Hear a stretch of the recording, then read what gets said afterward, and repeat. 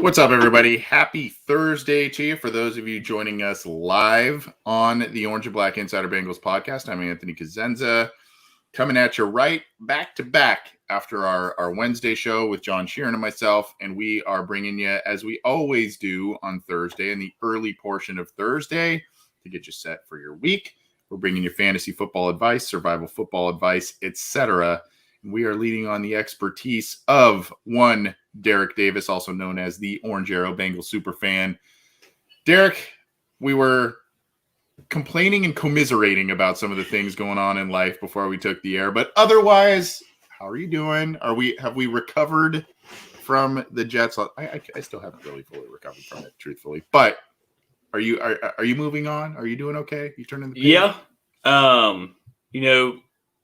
Bill Belichick said it best, right? We're on to Cincinnati, so fortunately, we're on to Cincinnati to play the Browns. So that's kind of the way I'm looking at it. And actually, one of your showmates on here, Matt Minnick, actually kind of had almost a serenity to the whole situation when he was talking. He was almost like they needed this. And that's the way I chose to look at it. So it sucks. We lost, but yeah, like I said, we're on to the next one. That's really, I mean, if you're going to be optimistic about it, that's really the only way you can look at the loss to the Jets by the Bengals here, because, they were media darlings for a week. And, they did not play their best game by any stretch of the imagination. A lot of the basics were not being done. And so really it's just kind of like, well, how do you rebound? What's your response, especially in one of your biggest games of the year? I mean, they're all big, obviously, but and especially as the schedule goes on, they get bigger and bigger. But, this one is obviously a big one going forward in terms of hosting. Are you going to this one? I will be there. Yep. It'll be every home game. That's one of I love. This is my first year getting season tickets. So I love the thought of, especially this back half of the stretch being five home games and five with an 8 or something like that. So yeah, it'll be a lot of fun. Yeah. And 3 of those being divisional, right? So, that's pretty cool. For those tuning in live, you can submit questions to us in one of the live chats, whether you're on a lunch break, whether it's a little early for you, what have you. If you've got some fantasy questions, submit those to us in one of the live chats so Derek can answer those for you. We're going to talk a little bit about some players that we need to keep an eye on, maybe some special teams defensive units or players that we need to keep an eye on, survival picks, and really just some other things that we want to talk about. But like I said, Derek is going to be there on Sunday. And who do you need to look out for? You need to look out for this guy in the stands right there. So he'll probably be dressed to the nines as the Orange Arrow, as he usually is. This is your fantasy channel here, and we like to share this because, like I said, we lean on your expertise for some of these fantasy football plays. We don't want to give away all of your secrets and everything, but we want folks to go to your YouTube channel. I posted the link in our live chats, but tell us a little bit about your show before we kick things off. Yeah, so every Wednesday, every Friday, except for this past Wednesday, it's been like you said earlier, it's been a little hectic this week. So and unfortunately, yesterday I wasn't able to go live. So we will be divulging all of the fantasy knowledge that I possibly can on this show today, just to try to help the listeners out, help the viewers out. And every Friday we do best bets and stuff like that. So make sure you tune in Friday to get some betting advice, I guess you could say. I didn't do too bad last week, but it was definitely better the week before, that's for sure. Well, definitely go please subscribe to Derek's channel there. Does some great work. And of course, like I said, we lean on him for some of this advice, because if you look at my record across my fantasy football leagues, it is less than stellar, to be sure. So I want to be genuine. I want to rely on someone who is a bit more successful at the fantasy football thing than I am. And we want to have a little bit of a show about fantasy football. Now, How did we do last week? I feel like whether it's survival, I know for a fact in survival football, the Bengals really screwed a lot of people. Thankfully, not myself in that one last week. And then, of course, just kind of if you played the Bengals defense, if you did all kinds of different things, that the Bengals just kind of did not do people a lot of favors in a lot of different regards last week. But other than that, how are we looking in terms of some of the picks from last week? Yeah, so actually, if you want to start with the Bengals, fantasy wise, none of them really hurt you. You know, Jamar Chase, he only had 30 yards or something like that, but he did have the touchdown to save his fantasy week. Your actual start of the week, Tyler Boyd, had a very good fantasy week last week, and then T. Higgins had the 95 yards, and every single Joe Mixon had 2 touchdowns and like 95 yards from scrimmage. So every fantasy guy on the Bengals actually didn't do bad, but the some of the starts of the week that we said, Carson Wentz was our quarterback start of the week. He was quarterback 14, and it finished as quarterback 10, so within that top 12. So he was definitely streamable. And then one of our sits of the week we had was Dak Prescott, and he didn't end up playing. So I guess you could say we did all right on that one, but I guess if you wanted to look at it in other ways, he didn't really play. So, well, that's good. That's, I guess, good in some ways. Philip McKenzie here, we pinned that comment on the live Facebook chat, says, hey guys, I had Burrow last week and I kicked butt and won. Burrow put up a lot of points with the yards and the touchdowns, etc. The interception hurt a little bit, but even kind of to your point, even if you played the Bengals defense, I haven't looked at it because I don't think I have them in one of my leagues, but even if you played them, they still got you the 3 turnovers despite the touchdowns and the yards that they gave up. So, yep. I mean, I think a little bit they would have kept you a tiny bit afloat despite things. It's really like you said, it's kind of more just the overall outcome. So if you bet on the game, if you bet on the lines, if you bet on them to win outright in survival football, that's where it would have hurt you. And of course, the Bengals did not play well, but there's that whole aspect of the officiating that came into play at the end of the game and during the game and all kinds of different situations. But bygones be bygones. Going to take that one on the chin and move on there. Were there some that we did not do well on this last week? Because we like to call ourselves out, I guess, if we did not make the right call for you. Yeah. So unfortunately, one of my starts of the week was Leonard Fournette. He was running back 17 on the week was where he was ranked, and I thought he could finish within the top 12. He was running back 42 on the week is where he finished. So that one not so good.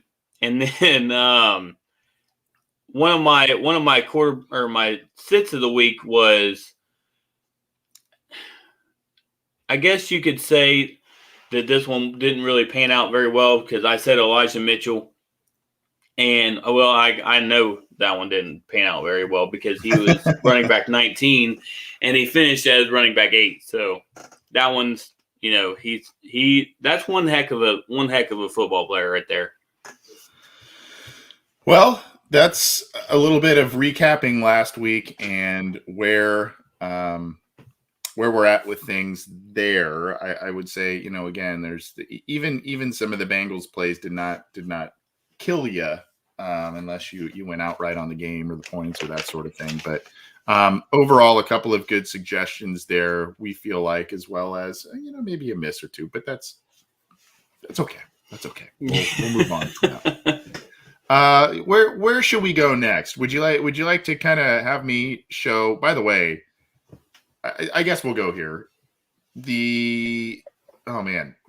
King of the bad beats. I tweeted it out earlier this week. I think I lost by less than a quarter of a point based on Patrick Mahomes' performance, if you wanted to call it that, on Monday night. All I needed was just a tiny bit of a break. But I also had the Chiefs to win in my survival pool, so it's kind of like a double-edged sword there. Yeah. So look, I had kind of a quandary in one league, and then I want you to check out the league that you have commissioned and let me know what you think here. Again, I'm going to embarrass myself with my leagues, my record, etc. here. So here is one I have in the Yahoo League. Now, this is kind of a good. This one is a good problem to have in terms of the wide receiver situation. So I think CeeDee Lamb is he questionable or is he out? He's questionable, and I think I was going to say I think as far as CeeDee Lamb goes, I think it was just one of those. They get the little cue pop in the middle of the week because Wednesdays are a little limited and stuff like that. Yeah, they had to put that. So I think CD is going to be good to go as far as health wise.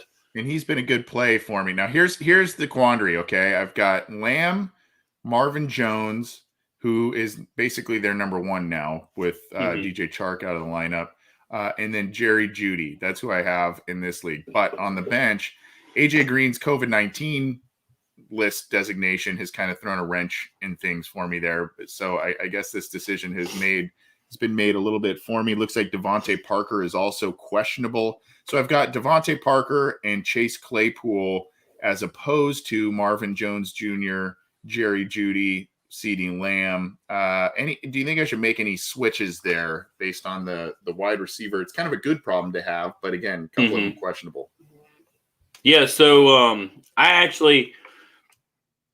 Devontae Parker, if he starts this week, I really do like him a lot. He's got that Houston game, and right now he's ranked as wide receiver 28, and yeah, that's what I thought. And Marvin Jones is wide receiver 30.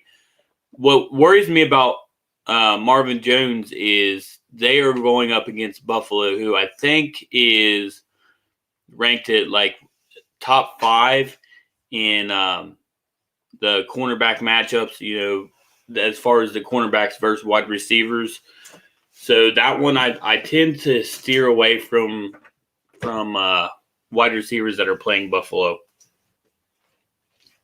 Okay, just because of the defense and what Buffalo can do there. Okay. Right. And not always does the DBs, that I think Mike Clay writes an article every week about wide receiver cornerback matchups, and he goes in and talks about who has the best wide receiver matchup, who has the worst, and then he always says that not every cornerback is going to beat every wide receiver every time when they're those shut down lockdown corners, but that one it does worry me a little bit. So I want to ask you about this. You could see there my running back is Nick Chubb, right? Chubb coming off the injury, he is healthy. He's played the last couple of weeks. Obviously has been a guy who has had a lot of success against the Bengals. However, the Browns offensive line, we're going to get to more like individual players that could or could not be up there in terms of what we should do here. But Nick Chubb projected for about 14 points. Kareem Hunt behind him, right? They've got Jack Conklin is out. I think it's Jedrick Wills who is having some injury issues. He's been limited in practice and some other things going on. What's the viability of Chubb right now in terms of playing him this week against a Bengals defense who has largely been good, but the Bengals defense kind of trying to find itself after last week? Yeah, so Nick Chubb, he's currently ranked right now as running back 12, and it's really hard because I struggle with playing players against the Bengals, especially this year because it's a little different this year because of our defense playing so well. But last week I at the very last minute put Michael Carter in my lineup because I was just like, you know what? He's the better player. You got to play the better player, even if it's a matchup that you don't really necessarily like. And that worked out for me last week. So, Nick Chubb, I would say, especially because Cleveland, I think I got a weird feeling that they are going to run a very similar offense that the Jets ran on us last week. They're going to rely on their checkdowns, especially with Baker being hurt. And, Nick Chubb, he doesn't get a whole lot of catches in the backfield or as like running back screens and stuff like that. But you have seen his targets go up since Kareem Hunt got hurt. So I would say keep him in your lineup for sure. Okay, so that kind of answers that one here, and we're going to get to more. I want to talk about this Cleveland-Cincinnati game as well a bit more. So that is one of the things going on with my league. I just want to take a quick glance and, of course, promote what you're doing in the Sleeper app league that we've got going on here. Tell us, first of all, a little bit about that league and the charity that's being benefited. Yeah, so last year I started this when my persona was the Bengal, and I basically just started it up because I wanted to do something for a charity for one of the players, and I was thinking I was going to switch it up every year, and then Burrow, when he had his Heisman speech, was talking about the people in Athens and the kids in Athens and stuff, and not being less fortunate and stuff like that. And he started his Hunger Relief Foundation. I'm like, you know what? That would be a great charity to do this for, especially since I grew up not very far away, going to Athens every single year for ball games and stuff like that. So I lived pretty close to Athens, and it just kind of struck close to home for me. So that's what I do this for. It's for Joe Burrow's Hunger Relief Foundation. I'm growing it each and every year. Last year we had 24 people do it. This year we've had 40. So I'm hoping to grow it each and every year and do a just one big tournament for a bunch of Bengals fans. Well, it's a really cool idea. You've got some of us that kind of do some different things in terms of covering the Bengals and whatnot. So I was pleased even though I am a cellar dweller the past couple of years in this thing, I've been pleased to at least contribute how I can for the cause that you're doing. So kudos to you in creating this. So here you go here. I had to make a couple of changes here, and I did so actually right before we got on the air. AJ Dillon, who just, I don't know why, I just seem to pick him up in all my different leagues because of running back injuries. So AJ Dillon, who obviously is a rotational guy in Green Bay with Aaron Jones. And then I had to add in a different kicker, and yes, I know Mason Crosby, but he puts up points. So I had him on there. I had to sit Leonard Fournette. So any of these down here that you think of, Galladay, Gesicki, Washington, Jacobs has been in and out of the lineup a bit, and I just wonder if he's a guy that should be played this week, especially in the wake of the Raiders, and we don't need to even go into that whole deal, but the Raiders losing the wide receiver, et cetera, and maybe focusing a bit more on the run because of it. Yeah, so Josh Jacobs is currently running back 17. His ranking is on the week. I like his matchup with this week with the Giants. You've seen last week what Derek Gore, of all people, I don't know if he's related to Frank Gore or not, but what he done as far as against the Giants defense. So I do like Josh Jacobs a lot, and I like AJ Dillon a lot as well. I just sat him.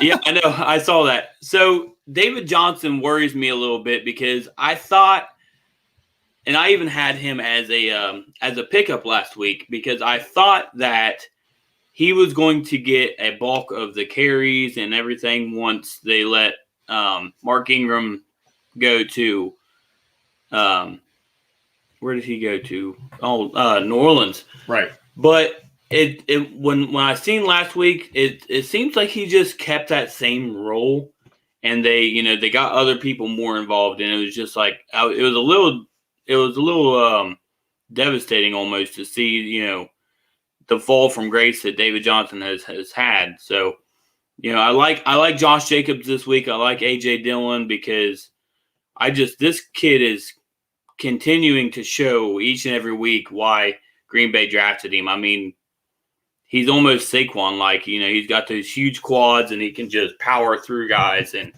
I really like the way he plays. So yeah. And then I even like Mike Gesicki.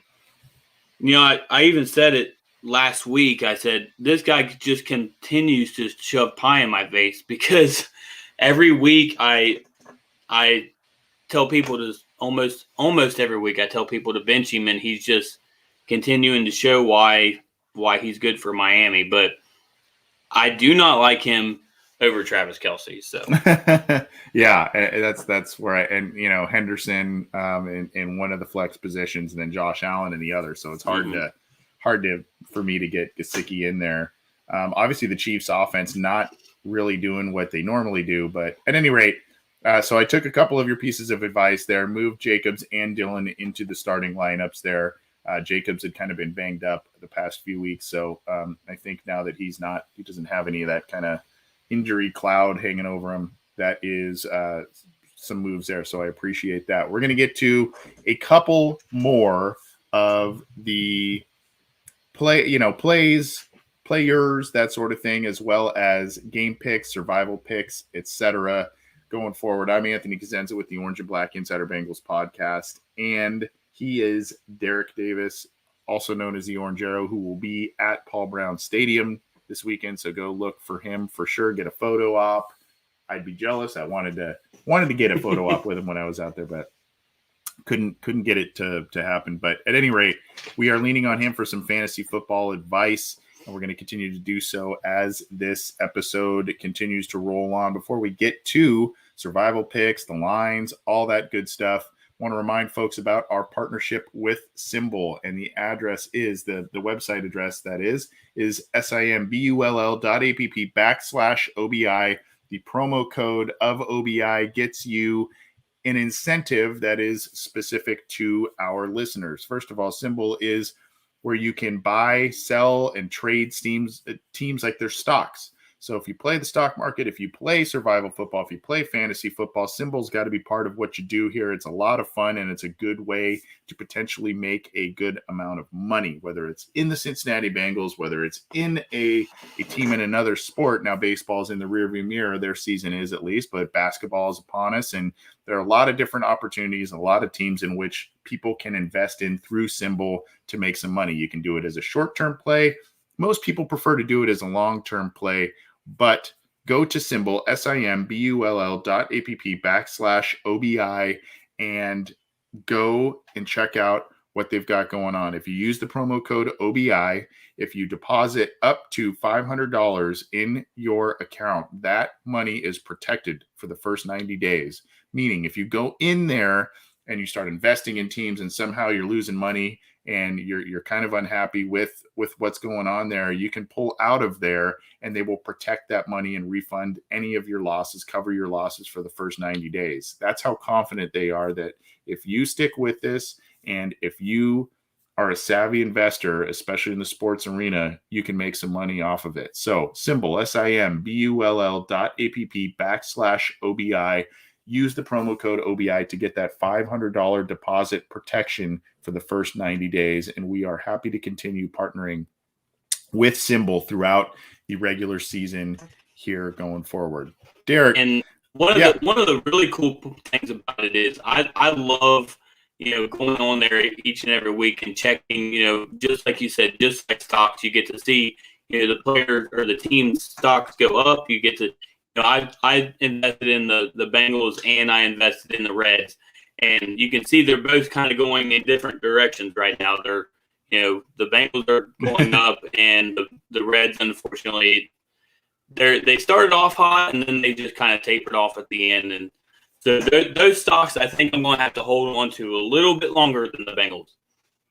I think you were, if I remember you telling me, I think you were kind of almost ground level in this thing for the Bengals when we partnered with them back in the spring, right? Yeah, when I watched your first show with Kenneth Giles, I went on there during the show and invested, and I think I got my first share was like $15 for the Bengals, so I made quite a bit of money on that one. Nice. Good for you. Good for you. That's what it's all about, folks. That is why we have Derek on the show, because he makes savvy investments and savvy moves like that. That is why we do that. We're going to be here a few more minutes. If you've got some specific fantasy football questions for Derek, maybe for me, but more so for Derek, leave them for him. And of course, as always, go subscribe to his YouTube channel as well, where he gives out all kinds of different fantasy football advice, a little bit Bengals centric, but that's okay. That's what we're all about.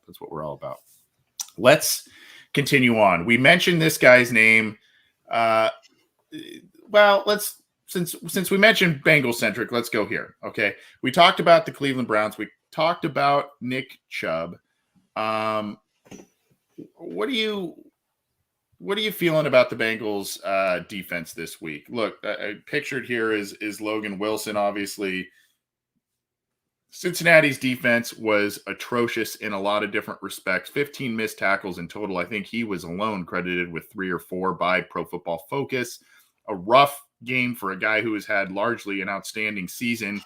He has not come up with the big interception in recent games, but the Bengals defense did a lot of good things against the Ravens, a lot of terrible things against the Jets. You've got potentially no OBJ this week. Jarvis Landry is injured. No Kareem Hunt. A couple of offensive linemen out for Cleveland, and of course, an injured Baker Mayfield. Is this a good and maybe an angry defense based on what happened to him last week? Is this a good week to play the Bengals special teams defensive units in fantasy football, or because these games have traditionally been shootouts between these two teams, is this something that it's buyer beware a little bit or owner beware with playing the Bengals this week? Yeah, I actually have the Bengals as a very good start this week. They're currently ranked as the DST 12 on the week, which I don't necessarily agree with. I mean, you look each and every week, they're constantly getting points because they're getting sacks, they're getting turnovers, they're getting fumbles. They're really fine. They have their nose for the ball. And I think Logan Wilson could potentially have a bounce back week as well. And I see at least a 3 to 5 sack week coming for the front line and Trey Hendrickson and all those guys. So the DST is definitely a top 10 start this week for sure. The Bengals have been getting quarterback sacks much more frequently than in years past, but kind of like the offense a little bit. There's been just a long period of dry spells, and then they get one, and then long period of dry spells, even in terms of pressure, right? So hopefully that changes a bit this week. Again, no Jack Conklin, who's a very good tackle. Jedrick Wills is a little banged up, and of course, you've got not the two-headed attack of Kareem Hunt and Nick Chubb there. So a lot of different moving parts. The Browns are going to be eager to prove people wrong, though, with all the drama going on with OBJ, et cetera. But if you're eager to prove people wrong, you also have to have the personnel to be able to do it. So we'll see what happens there. We're going to get to a few more plays and whatnot, and one of which is a question we got in the live YouTube chat here from Trilly Seb. I got offered DJ Moore and Fournette for Devontae Adams. Should I take it? That's an intriguing one. Adams, of course, out last week with the I think he was on the COVID list, right? Yeah. So my whole thought on this anytime you have a 2-for-1 matchup, you like to be on the better player side of those trades. So I would hold on to Devontae Adams in that case. I do like Leonard Fournette a lot, but it seems like they are just trying to, and I like DJ Moore as well, but you've seen, he had those first few weeks where he looked really, really good. And I think weeks like 4 through 8 have been, he just kind of tapered off. So I like the Devontae Adams side of that thing. I do too. Obviously, I think the other thing is when this trade would go through, because now you've got Aaron Rodgers on the COVID list. I don't think that's any kind of coincidence that Devontae Adams was on it, and then Aaron Rodgers is on it. Right.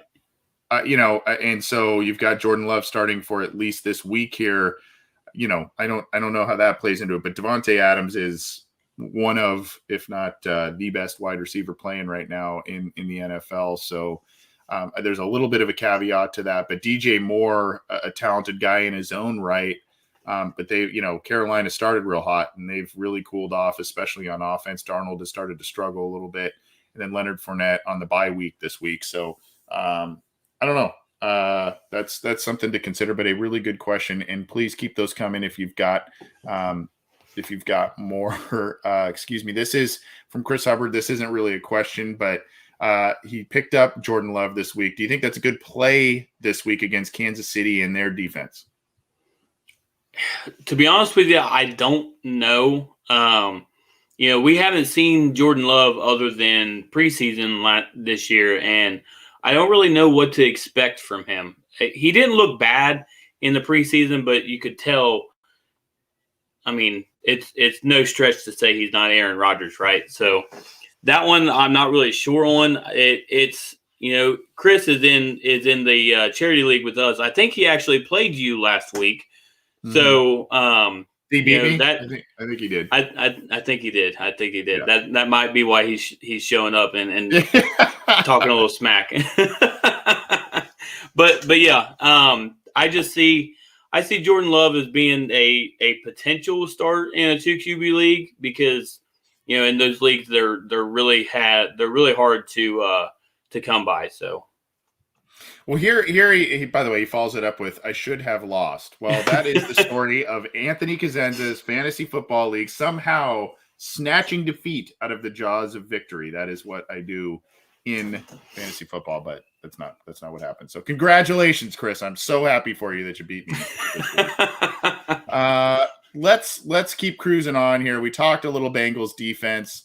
And of course, if you've got a couple of other players that I don't ask you about, or that some of these folks don't ask you about, I'd love to hear about it. But here is one that we talked about here, and that is Michael Carter. And Michael Carter had a good game. He had a good one for you last week, kind of a surprising one against the Bengals, took advantage of those missed tackles.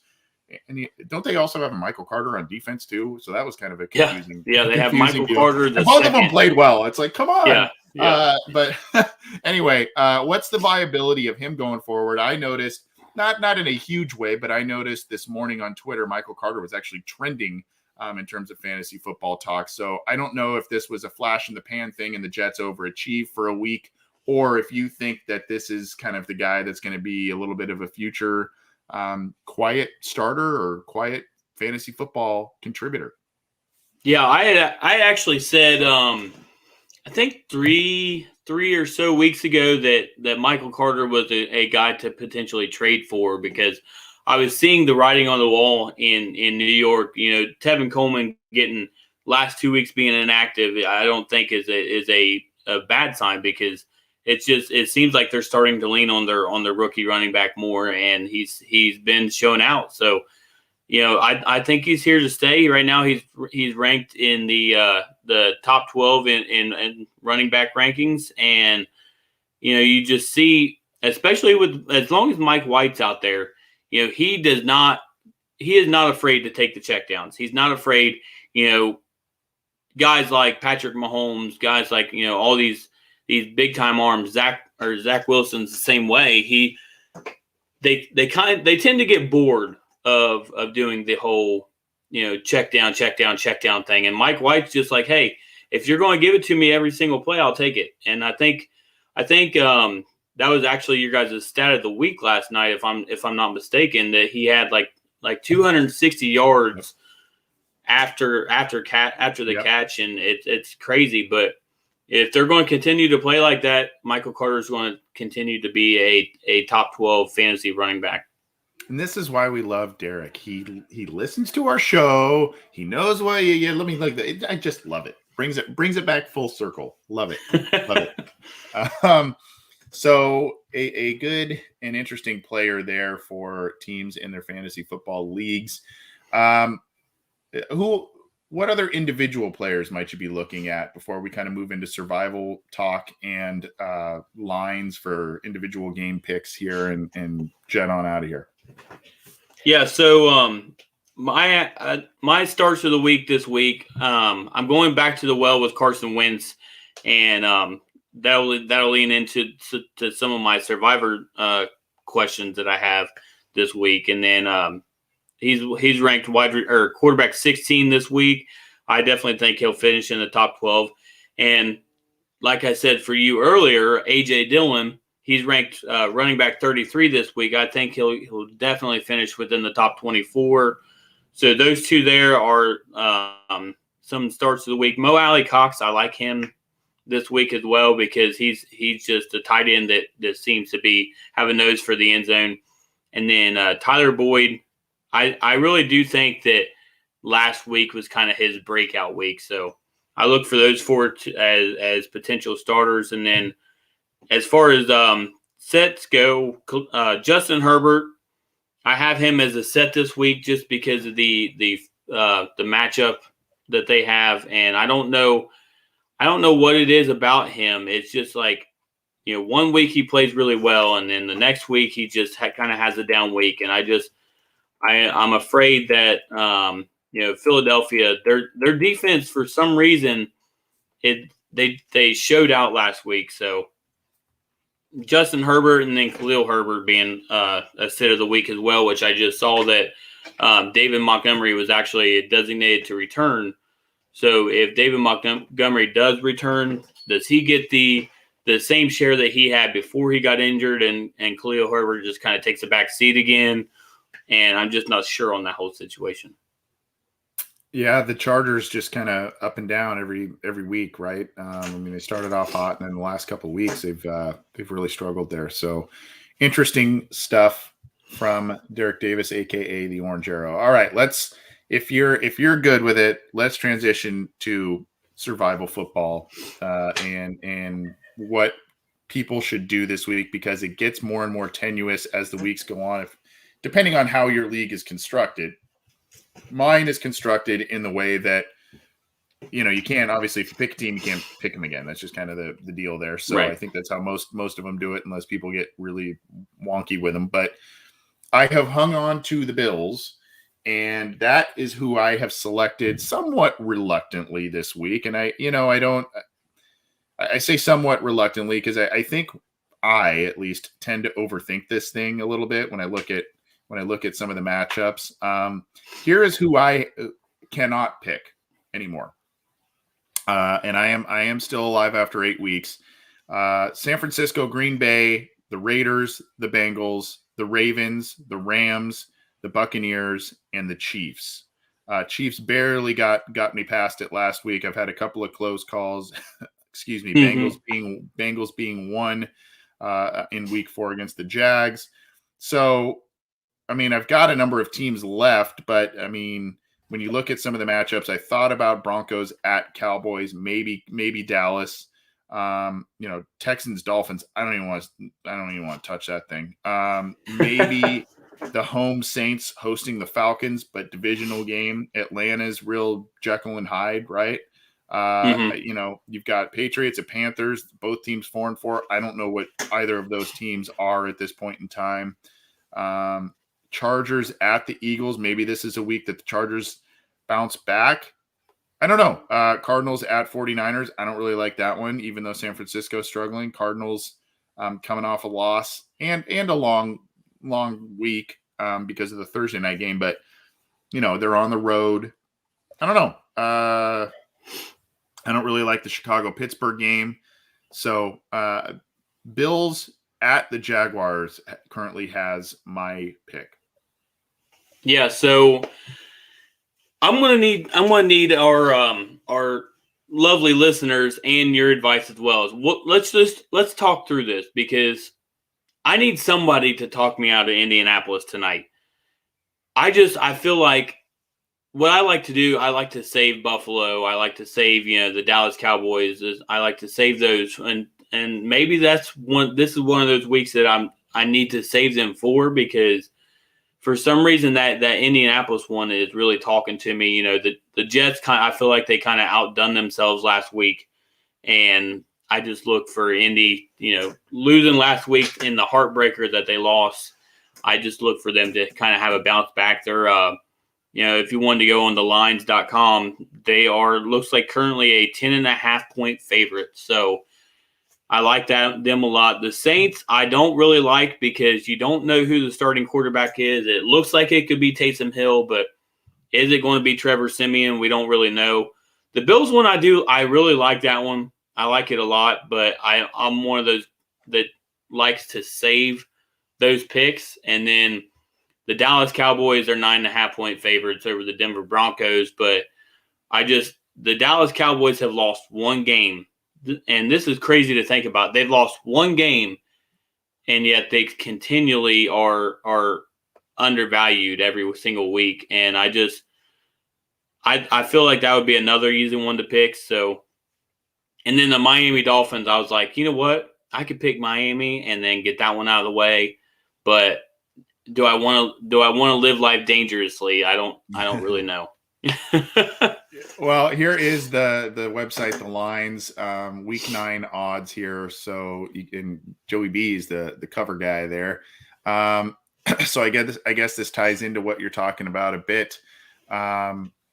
Look, I mean, you've got the Colts and the Jets. Like you said, the Colts at home, a 10-point favorite over the Jets.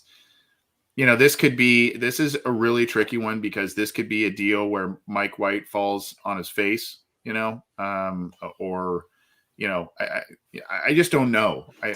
That one is really, really tricky as we get to. I don't like the 10-point line personally, but the Colts being at home, the Jets coming off an emotional win, that could be something definitely that someone looks at. I don't know that I would touch the Bengals Browns. Not that I have Cleveland available, but I don't feel confident in that pick. Cowboys is really kind of the only other one. You see the big 10-point margin there. Saints are favored by 6.5 at home over the Falcons, a divisional game. So maybe I'm just overthinking that one a little bit, but I don't know. Is Winston back this week, or are they still riding with Trevor Siemian? Yeah, that's kind of what I was saying. Winston is actually he had an ACL tear, so he is out for the year. Yeah, he's done. Yeah. And right. There's been talks of possibly a Phillip Rivers calling. That's right. But I don't really know that. Like you said, that situation's a little murky. But Taysom Hill is I don't know if he's back yet this week or not. So yeah, a lot of questions around that one. So I still am kind of, I'm thinking Buffalo is going to go in there and do what they need to do, but it does scare me that one's on the road there a little bit. And there's many others, either which I cannot pick or I don't really feel great about. Here's an interesting one here. And the Titans at the Rams. Titans a 7.5-point dog here. And I think a large part of that has to do with the Derrick Henry injury there, but favorite wise or line wise, how do you feel about that? Is it just this might be just a tough game, even if Tennessee is to be able to get over and still be a competitive team without Derrick Henry? Is this just a week where you say, this is going to be a growing pain week in order for them to kind of figure out how to get past that loss? Yeah. So betting wise, I don't mind the 7.5-point favorite. It's crazy because it's almost like Derrick Henry's getting that starting quarterback bump where, the starting quarterback goes out and then all of a sudden the lines jump way up because Vegas doesn't, they want to try to keep the money 50-50, so to speak. So I like the 7.5 points, but as far as survivor picks go, I don't really know if I would take the Rams on that one. So, but betting wise, I do like Tennessee plus 7.5. Okay. So I don't know if I've convinced you in terms of maybe going with the Bills and not getting cute with it at this point. I don't know if you feel like you want to stash the Bills going forward here. But again, as you go on through these weeks, this is when some of these upsets occur, like last week with the Jets and the Bengals, and people get, knocked out and, by playing what they feel is a certain bet. But sometimes also you take one that you're not overly certain about and you try and hang on to a team later on. And here we are midway through the season, basically. And, you also kind of got to keep yourself afloat. So there is an interesting strategy here. I think I'm going to keep rolling with the Bills, but you've given me some food for thought for the next few hours here. It's crazy. I think there was like 30 something people left in my work survivor pick pool, and it went all the way down to 9 this week. So, oh wow. Yeah. So there was a lot of people that either took the Bengals or maybe it took the Buccaneers, or there's a lot of crazy stuff happened last week. So this one also, not just because of AFC North ramifications, but the Ravens hosting the Vikings, definitely one that we want to keep an eye on here. The Ravens are 6-point favorites. Here's the thing with this. Yes, it's at home, and yes, the Ravens are they're coming off a bye week, right? But Minnesota played Cleveland very tough and very close. They played the Bengals very tough and very close. At home for the Browns, on the road for the Bengals. I don't know. What do you think about the 6-point spread here? I feel, Minnesota kind of getting dogged because of the loss to a backup quarterback last week in Dallas. I don't know. That one kind of sticks out to me a little bit as well. Yeah, so that was almost a perfect transition, Anthony, because the Vikings +6. The Vikings +6 is probably one of my best bets of the week, because each and every week it's like the Vikings are right there within, every single week they're if they lose, they're losing by a couple points. They done it against us. They done it last week against Dallas. So I looked for the Vikings to, unfortunately I picked the Vikings +2.5, and I think they lost by like 3 or 4 last week, if I'm not mistaken. So they're staying in these games. I just think +6 is too much. They seem to be personifying my fantasy football situation where they're just the kings of the bad beats, right? I mean, they just lost in overtime to the Bengals, lost an ugly one to the Browns. It's just like you said, lost barely on Halloween, and I think they're 3-4 right now. But those 4 losses, it's kind of like the Bengals' 3 losses, right? It's kind of like they're combined of very minimal points if I were to look at it. So anyway, that one stuck out to me a little bit. Any others that you feel like folks should take a look at this week, including maybe even that Buffalo Jags game, because of that huge point differential there in terms of the line? Yeah, so one of my favorite ones, and this is always, this is the Bengals show, so we're going to talk Bengals. One of my favorite one is the Bengals. Right now, it looks like on Bet Online they've actually moved to -1. So it looks like there's a lot of money coming in on the Browns side of things.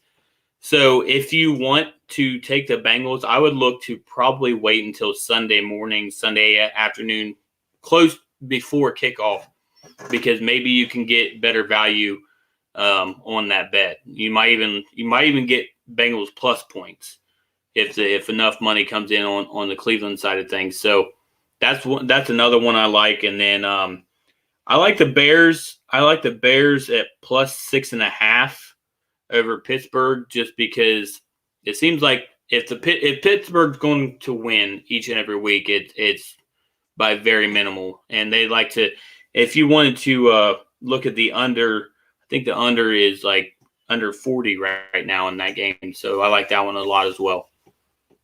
Okay, sounds good. I think that's gonna do it for, at least for me, in terms of things I have to share. Anything else before we hop out of here, Derek? Pieces of advice, not really. Nothing that I can really think about. I mean, no, I think that's about it. Okay. As I'm looking at my notes. All right, sounds good. Well, once again, I want to promote your YouTube channel. Here it is on YouTube. I'm going to put the link in our live chats for folks to go over there and subscribe to your show. You do a little bit of everything over there, right? Best bets, etc. So tell us a little bit more about it one more time. Yeah, absolutely. So every Wednesday, every Friday, come see me, come hang out.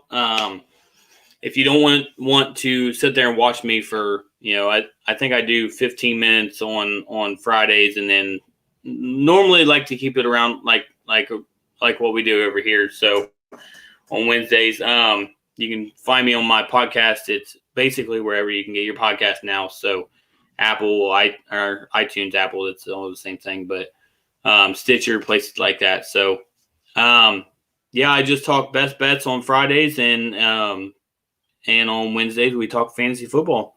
So come hang out and we will have some fun. Sounds good. Well, thanks for all the great advice. Thanks for your time. We always say, oh, let's keep this brief. And then, of course, we're going almost an hour. So appreciate your time, man. I know you're a busy guy. And hopefully you have a good time and watch the Bengals beat the Browns in the first go around of the Battle of Ohio in person this week. So good luck to you, and have some fun with that. If you're new to this show, go ahead. I was going to say it is Salute to Service Week. So, wear your camo, support the troops, support the veterans and everybody, and come hang out and have some fun. Take some pictures with an idiot wearing a mask if you want to. Absolutely. Not the idiot part, but absolutely in terms of honoring the veterans, et cetera. Veterans Day coming up next week, and appreciate those who are veterans who are currently serving and or first responders, et cetera. Thank you for what you do. Most definitely. And like you said, it's a salute to service weekend around the league and in Cincinnati. So be sure to, give a nod to the servicemen and women that help out this country for sure.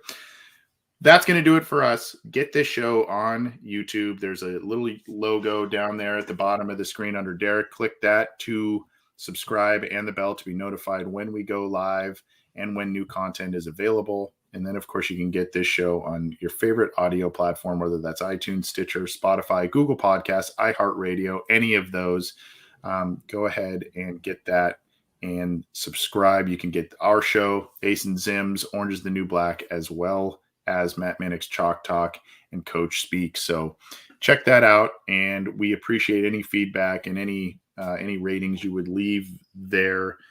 And this is one of the handful of episodes that we have on a weekly slate, whether it's our Happening Headlines, our weekly Wednesday show with John Sheeran and myself, this fantasy show, which is a weekly staple, our listener questions live, which we will be doing tomorrow afternoon. So join us for that and submit your questions to that.